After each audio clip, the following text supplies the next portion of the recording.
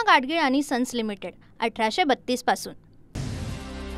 मुंबईत महाविकास आघाडी आणि मनसेचा विराट संयुक्त मोर्चा। शरद पवार, उद्धव ठाकरे आणि राज ठाकरेंसह हजारो कार्यकर्त्यांचा सहभाग। सदोष मतदार याद्यांवरून निवडणूक आयोगाविरोधात एल्गार। विरोधकांच्या सत्याच्या मोर्चाला भाजपकडून मूक मोर्चानं उत्तर। भाजप प्रदेशाध्यक्ष रवींद्र चव्हाणांच्या नेतृत्वात मोर्चा। अमित साटम, मंगलप्रभात लोढा, चित्रा वाघ सहभागी। विरोधकच नव्हे, सत्ताधाऱ्यांचे नेतेही दुपार मतदानाचे आरोप करतात। मग निवडणूक घेण्याची घाई का लागलीये? मतदार याद्या स्वच्छ करा, मगच निवडणुका घ्या, राज ठाकरेंचा पुनरुच्चार। कल्याण डोंबिवलीतील 4500 मतदारांनी मलबार हिलमध्येही मतदान केलं। लाखो लोकांना दुबार मतदानासाठी वापरलं। राज ठाकरेंनी मुंबईतील दुबार मतदारांची यादीच वाचून दाखवली। उमरेंचा मुलगा म्हणतो 20,000 मतदार बाहेरून आणले, निवडून आणलेल्यांची सोय आधीच झाली होती। विलास भुमरेंचं उदाहरण देत राज ठाकरे यांचा आरोप। मुख्यमंत्र्यांनीही मतचोरी झाल्याचं मान्य केलं। आमचा पर्दाफाश करूनच दाखवा, उद्धव ठाकरेंचे देवेंद्र फडणवीसांना आव्हान। मतचोर दिसला की त्याला फटकवा, लोकशाही मार्गाने धडा शिकवा। काही दिवसात पुरावे घेऊन न्यायालयात जाणार, उद्धव ठाकरे यांचा महायुती सरकारला इशारा। उद्धव बाळासाहेब ठाकरे नावानं व्हेरिफिकेशनसाठी अर्ज। माझ्या नावानं खोट्या नंबरवरून ओटीपी काढण्याचा प्रयत्न। माझ्या कुटुंबियांचंही मतदान बाद करण्याचा डाव, उद्धव ठाकरेंचा आरोप। संयुक्त महाराष्ट्राच्या लढ्यानंतर महाराष्ट्रातील राजकीय पक्ष पहिल्यांदा एकत्र आले। माझा पक्ष चोरला, वडील चोरले, आता मत चोरतायत, उद्धव ठाकरेंचा हल्लाबोल।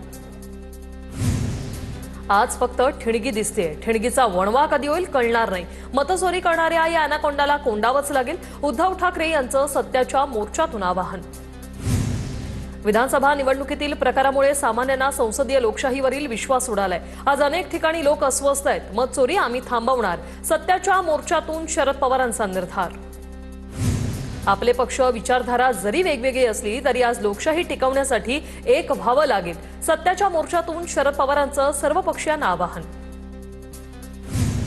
मनसे आणि मवियानं असत्याचा फॅशन शो लावलाय। स्वतःच्या पराभवाचं चिंतन न करता विरोधकांकडून रडीचा डाव खेळण्याचं काम सुरू। मुंबई भाजप अध्यक्ष अमित साटम यांची टीका। देश अखंड राहू नये म्हणून कायदा आणि सुव्यवस्था अस्थिर करण्याचा प्रयत्न सुरू। वेगवेगळ्या पद्धतीनं फेक नरेटिव्ह पसरवला जातोय। विरोधकांच्या मोर्चावर भाजप प्रदेशाध्यक्ष रवींद्र चव्हाणांची टीका। बोगस मतदार याद्या दुरुस्त झाल्या पाहिजे। मतदार याद्यांमध्ये प्रचंड घोळ असतानाही निवडणुका घेण्याचा अट्टहास कशासाठी? सत्याच्या मोर्चातून काँग्रेस नेते बाळासाहेब थोरातांचा सवाल। विरोधकांच्या सत्याच्या मोर्चात बोगस मतदारांची प्रतिकात्मक तिरडी। निवडणूक आयोगाच्या कारभाराविरोधात आंदोलकांकडून तीव्र संताप व्यक्त। आगामी निवडणुकांमध्ये विरोधकांचा पराभव होणार हे त्यांना माहीत आहे। संभ्रम निर्माण करून पराभव लपवण्यासाठी हे सर्व सुरू आहे। सत्याच्या मोर्चावरून चंद्रशेखर बावनकुळे यांची प्रतिक्रिया। निवडणूक आयोगाला हा इशारा आहे, मतदार याद्या सुधारा, पारदर्शक निवडणुका घ्या, अन्यथा निवडणुका होणार नाही। विजय वडेट्टीवार यांचा इशारा। आम्ही सोबत आहोत आणि मविया किती स्ट्रॉंग आहे दाखवण्यासाठी त्यांचा राजकीय स्टंट आहे। संजय शिरसाट यांनी सत्याच्या मोर्चाला स्टंटबाजी म्हणत डिवचलं। भाजपनं मूक मोर्चा न करता स्वतःच्या थोबाडीत मारा, आंदोलन करायला हवं। सदोष यादीसाठी मूक असणाऱ्यांना मूक आंदोलन सुचणार, मनसे नेते गजानन काळे यांची टीका। भाजप नेते कार्यकर्ते मुके राहिले तर देश आनंदी राहील। भाजपच्या मूक मोर्चावर अरविंद सावंतांची टीका। लोक रस्त्यावर उतरले, हा शेवटचा इशारा। राजन विचारे यांची प्रतिक्रिया। तर या वेळोवेळी मतदार यादीतील घोळ दाखवला म्हणून आजचा मोर्चा, केदार दिघे यांचं वक्तव्य। आमच्या सोबत येऊन भाजपने मूक मोर्चा काढावा। मनसेच्या बाळा नांदगावकरांची भाजपच्या मूक मोर्चावर प्रतिक्रिया। मतदार याद्यांमध्ये दुरुस्ती करा आणि मगच निवडणुका घ्या, नांदगावकर यांची मागणी। सदोष मतदार याद्यांवर निवडणुका घेण्यास आमचाही आक्षेप। मतदार याद्या दुरुस्त करण्यास आमची हरकत नाही, मंत्री हसन मुश्रीफ यांचं वक्तव्य। सत्याचा मोर्चा सळी जाण्यासाठी राज ठाकरेंचा पश्चिम रेल्वेने प्रवास। राज ठाकरेंचा दादर ते चर्चगेट रेल्वेतून प्रवास। आम्हाला कोणी एकत्र आलं तरी काही फरक पडत नाही, ठाकरे बंधूंच्या युतीवरून चंद्रशेखर बावनकुळेंची टीका। तर स्थानिक स्वराज्य संस्थांसाठी सरकारचं पाठबळ लागतं म्हणून जनता आमच्या पाठीशी राहील, बावनकुळेंचं वक्तव्य। भाजपला निवडणूक आयोग आपलं डिपार्टमेंट आहे असं वाटतं म्हणून ते त्यांच्यासाठी बोलतात। निवडणूक आयोगासाठी त्यांनी बोलायलाच नको, रोहित पवार यांची टीका। सत्ताधाऱ्यांनी मतदार याद्या खोट्या आहेत हे सांगावं। एका महिलेचं नाव महाराष्ट्र आहे। मनसे नेते अविनाश जाधव यांचा दावा, तर लायकी नसलेले निवडून आल्यानं त्यांना 2 दिवस झोप नाही लागली, जाधव यांची टीका। निवडणुकीवेळी बोगस मतदान सापडलं तर संबंधित बूथवरील अधिकारी कर्मचाऱ्यांचे हात पाय तोडणार। ठाकरेंच्या सेनेच्या शरद कोळी यांचा इशारा, तर मागण्या मान्य न केल्यास निवडणूक आयोगाचं कार्यालय फोडू, कोळींची प्रतिक्रिया। निवडणूक आयोग सरकारचा पार्टनर म्हणून काम करतंय, सावधान व्हा, जागेवर या, हा इशारा देण्यासाठी आमचा हा मोर्चा, विजय वडेट्टीवार यांची प्रतिक्रिया। तर पराभव डोळ्यासमोर दिसत असल्यानं विरोधकांचा आजचा मोर्चा, परिणय फुकेंची मोर्चावर टीका। नगरपालिका नगरपंचायतीच्या निवडणुकांची पुढील आठवड्यात घोषणा होण्याची शक्यता। जिल्हा परिषदांऐवजी आधी नगरपालिकांची निवडणूक होणार, सूत्रांची माहिती। 6 किंवा 7 नोव्हेंबरला निवडणूक आयोग पत्रकार परिषद घेण्याची शक्यता। महाराष्ट्रात ऑलिम्पिक असोसिएशनच्या निवडणुकीत मुख्यमंत्री फडणवीसांची मध्यस्थी। अजित पवार आणि मुरलीधर मोहोळ यांच्यात गुप्त बैठक। अध्यक्षपदासाठी निवडणूक होणार की नाही, संध्याकाळी जाहीर होणार। अकोल्यात ज्येष्ठ नेते विजय मालोकार यांच्या शिंदेंच्या शिवसेनेला जय महाराष्ट्र। मुंबईत प्रदेशाध्यक्ष सपकाळांच्या उपस्थितीत काँग्रेसमध्ये प्रवेश। आगामी निवडणुकीच्या पार्श्वभूमीवर शिंदेंना हा धक्का। पाथरी कृषी उत्पन्न बाजार समितीत काँग्रेस नेते बाबाजानी दुराणी यांची मोठी खेळी। शिंदे गटाचे 6 संचालक फोडले। अजितदादांच्या राष्ट्रवादीच्या सभापतींविरोधात अविश्वास प्रस्ताव दाखल।